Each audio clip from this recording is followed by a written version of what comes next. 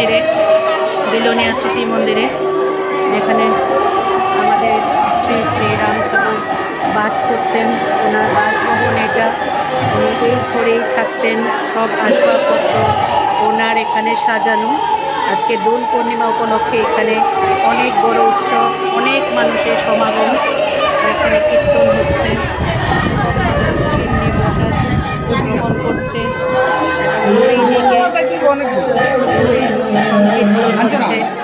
প্রচুর প্রচুর মানুষ এসছে দূর দূরান্ত থেকে আজকের এই পুণ্যতিথিতে ঠাকুর থেকে আশীর্বাদ নেওয়ার জন্য। আমিও আসলাম ঠাকুরের কাছে প্রার্থনা করতে, যে ঠাকুর সবাই মঙ্গল করো, সবার জগতের মঙ্গল করো, সবাই যেমন সুস্থ থাকে, সুস্থ মানসিকতা নিয়ে বাঁচে। এখানে ওনার লিস্ট দেওয়া আছে, এই ঘরে যে উনি থাকতেন ঘরে কি কি আছে, এবং এই ঘরে আমরা সব কিছুই দেখতে পেলাম। আজকে আমি ঠাকুরের কাছে কৃতজ্ঞ যে আমি আসতে পারলাম এবং ঠাকুরের থেকে আশীর্বাদ গ্রহণ করলাম।